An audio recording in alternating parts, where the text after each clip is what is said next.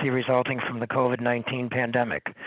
Pursuant to Section 6 of Governor Pritzker's Executive Order 2020-07, this public body is authorized to meet electronically, and in accordance with the temporary amendments to the Open Meetings Act, the city is providing public access to the meeting by electronic means, and we're also providing for public participation. The public has been asked to register at least 15 minutes prior to the meeting in order to participate. We're using Zoom meetings for this remote meeting, and the public may view the meeting online at www.cityblm.org/live. And also on the City of Bloomington YouTube channel. All members of the board have the ability to communicate contemporaneously during this meeting through this platform, and the public has access contemporaneously so that they can listen to the meeting and, if desired, participate. The city has given notice to the public of the necessary information for accessing this meeting. There's also physical participation available to the public at the city council chambers for a limited number of individuals, in keeping with the requirements of social distancing necessitated by the pandemic. Instructions have also been provided for attendance and participation to the public on the city website, www.citybloom.org. That's it for the opening statement, to describe a little bit about how we're holding the meeting and the reasons it's being held in the fashion it is. Thank you, George. And we're using a hand raise option for the meeting, so you will see hands, the person who's going to speak. Okay, can we have a roll call, please? Mr. Ballatini? Here. Mr. McFarland? Here. Mr. Rivera? Mr. Noonan? Here. Mr. Straza? Here. Chairperson Harris? Here? We have a quorum. Okay, and I guess do we have a public comment? Any public comments? There is nobody at City Hall to provide public comment. Okay, so we'll move for consideration and approval of the minutes from February 19th. Are there any questions or comments about the minutes from the February 19th meeting? No, I move to accept. I second it. Okay, moved and accepted. Then we'll proceed to the regular agenda. The first item is SP 0220, a public hearing, review, and action on a petition for a special use permit submitted by Eastview Christian Church to allow for the expansion of a place of worship in R1C single-family residential district for the property located at 401 West Union Street, Bloomington, 61701, Ward 7. Do we have a quorum for this item? George, I believe there's a few members that have to recuse themselves from this item, so we can give them a chance to do that. Right. So with respect to that, I think the members have talked about it and been advised by legal that there was reasons to recuse. Would the members involved want to make a statement and describe simply why they're recusing themselves, and then we can go over what the process is for folks? Mr. Valentine? Sure. I am a resident in that neighborhood. In fact, I'm adjacent to the property, and I will probably be speaking as a participant, so I need to recuse myself. Okay, Mr. McFarland? I'm a member of the church, and so obviously I go there. And that's reason for recusal. So then we do not have a quorum, so we will have to postpone this item until our next meeting, May 20th at 4 o'clock. So we'll go on to the next item. It's CZ 0520, public hearing, review, and action on an application for a variance submitted by Metro Fibernet LLC to allow a 6-foot fence in lieu of the maximum 4-foot fence allowed in the front yard of a business at 2014 Cabin Town Road, Bloomington, a 2 feet increase, Ward 2. Okay, can we hear the petitioner's testimony?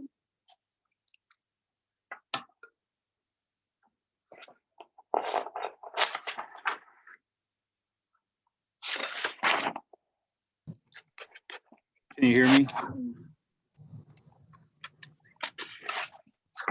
Hello, my name is Justin Long with Metronet. Can everyone hear me? Yes. Yes. Do Okay. we have, I missed your last name, sir. This is George Boyle speaking. I missed your last name. Do we have that for the record? Yes, Long, L-O-N-G. Okay. Pretty straightforward.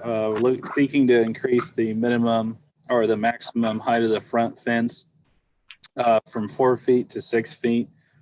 Proposal is for close the front yard, the way the property was constructed. The main buildings in the back of the property. And I'm in a meeting, but just set those there. I'm sorry, George, do we need to swear in the petitioner? Yes. I'm sorry. Please state your name and swear to tell the truth, the whole truth, and nothing but the truth, and the location. Okay. I, Justin Long, swear to tell the whole truth. Seeking variance for 2014 Cabin Town Road, Bloomington, Illinois. Okay, thank you. Thank you. Maximum allows for 4 feet in the front. We're looking for 6 feet. Fence is going to be a vinyl coated chain link fence. You can look through the staff report. There's other fences in this area. It's kind of an industrial area. It's also going to be connected to an existing 6-foot fence that's actually on the property. There's a telecommunications hut right at the front of the property. It's going to come off of that. And there'll also be a gate up front there. Okay, thank you. Any questions from the board? Hearing none, I would like to ask if there's anybody who would like to speak in favor of the petition.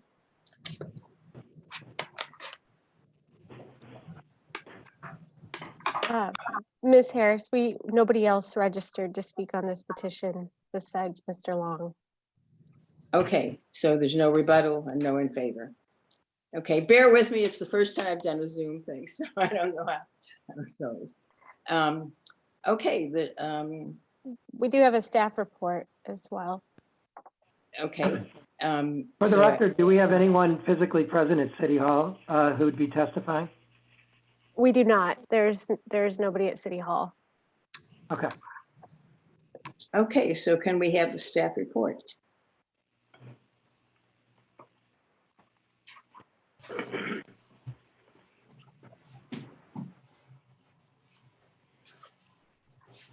Oh dear. Okay, so this is a variance for a 2 feet increase in the fence height of the front yard at 2014 Cabin Town Road. Go ahead, Katie. The staff recommendation is yes, we do. The staff does recommend that you approve the 2 foot increase in the front yard. Okay. These photos show this is the gate and the telecommunications fenced in at the front of the property that he mentioned that they're gonna hook into. The first photo shows that fencing, and the second photo on the right shows the building. And as you can see, it's set back quite a ways from the road. And the way the property line is, it cuts off at the back of that building. Okay, go ahead, Katie. So this is the zoning map. Surrounding it is B1, General Commercial District.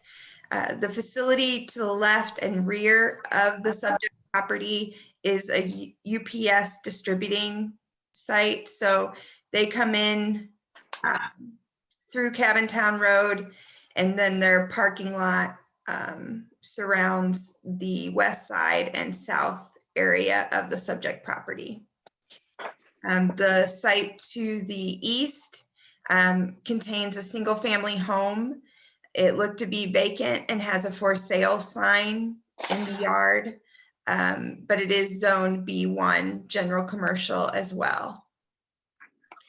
The property that has a 6-foot fence in the front yard is actually zoned M1, but it is on Cabin Town Road as well, which it shows, I drew an arrow showing the M1 zoning there. The subject properties across the street, there's a greenhouse here and another business facility here. And directly north of the subject property is a memory care facility. The aerial view shows that there's kind of, the road actually curves around and dead ends. Cabin Town Road turns into a different road here, and there's a church and it dead ends. So there isn't much traffic on this road. The majority of the residents, the single family residences are here on the west side of Cabin Town Road. And then this shows the projected proposed location of the fence. So this would be a 6-foot fence in the front yard and a gate. The red line indicates where the 6-foot fence would be. So this would secure the other vehicles and equipment that are stored on the front parking lot. And you can see this is the single family residence here that has the for sale sign. Okay. This is a photo of the 6-foot fence in the front yard. This is the property that is zoned M1. But that was located right on Cabin Town. The picture on the left was taken in front of the subject property facing west. So you can see the single family homes on the west side of Cabin Town Road. And then to the right is the memory care facility. And the picture on the right is a better picture of the memory care facility that is directly north of the subject property. Standards and analysis, the standards were met. Considering the location, the building was built at the rear of the property. So the only place to locate the equipment is on the parking lot, which is in the front, considered the front yard due to the setback. This variance is the minimum action necessary to secure the equipment. This is no action. This is not created by the action of the applicant. The building and parking lot were constructed prior to the petitioner's ownership. Due to the other 6-foot fence located on Cabin Town Road that is down the street, it seems like this will not give any special privilege to the applicant. And I do not believe the variance will negatively impact the character of the neighborhood of the adjacent properties due to the zoning of the B1 and the current uses. The single family home is a consideration, but due to it being for sale, and it doesn't appear anyone lives there, and the current zoning of B1, I don't believe it'll be a negative impact. Okay, thank you. Thank you, Ms. Simpson. If there are no questions about the analysis, we can move to the findings of fact. Are there any questions about the analysis?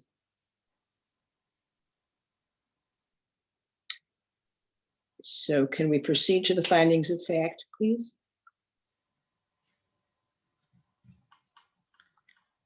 Yes. I think we could take a motion if someone wants to move to adopt them, the findings of fact as set forth by the staff. We could proceed that way, or we could take them one at a time. Let's see if there is, I would try for a motion for the findings of fact, to approve the findings of fact. Thank you, George. Can we approve the findings of fact? I move to do the finding of fact in total, all of them. Thank you, Mr. Noonan. Is there a second? Second. I second, yeah. Okay, and that's accepting the findings of fact as set forth in the staff report?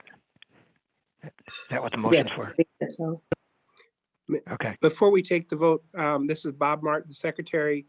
I thought that was Terry that Ballatini that's made the motion. Is that correct? Or, Yes, okay, Mr. Ballatini made the motion. Who seconded? I'm sorry. I did. Mr. Mr. Noonan. Okay. Tyler knew that. Okay, thank you. And now, should I call the vote on that, or you want to do roll? I guess Ms. is there any discussion, or should we proceed to the roll? If there's no discussion, I think we could proceed to the roll. Mr. Ballatini, yes, Mr. McFarland, Yes. Mr. Noonan, Yes. Mr. Stranza, Yes. Chairperson Harris. Yes,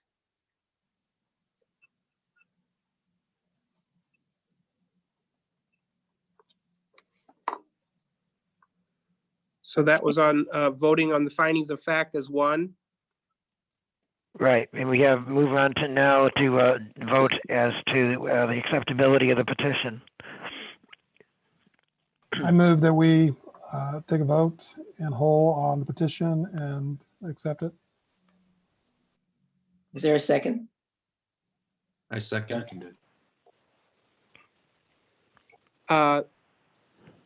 I'm sorry, so I thought that was Mr. Ballatini making the motion. Is that correct? Yes, And then I'm not seeing who made the motion. Second, I'm sorry, I had seconded. Mr. Straza. Mr. Stroud. I'm sorry. Thank you.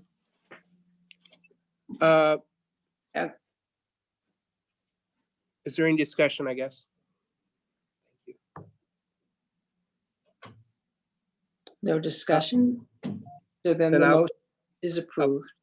Okay, I'll call the roll. Mr. Noonan, Yes. Mr. Straza, Yes. Mr. McFarland, Yes. and Mr. Ballatini, yes, and Chairperson Harris. Yes, Thank you. okay, motion is approved. So, thank you. Can we move on to any new business? Is there any new business? I just, on behalf of the city, I just wanted to thank folks for their participation during these kind of difficult times. And we really are grateful to you for your public service and the attention and that you give to your work. Thank you, George. Yeah. I also hope everybody stays safe and sane. I actually had to comb my hair for the first time this week. Okay, any old business to discuss? If not, I ask for a motion to adjourn.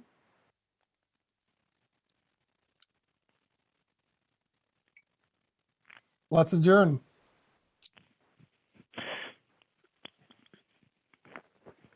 I second the motion. Okay, meeting is adjourned. Thank you very much. Stay safe. Thank you. All right, thank you. Thanks, everybody. Bye now. Next meeting is May 20th.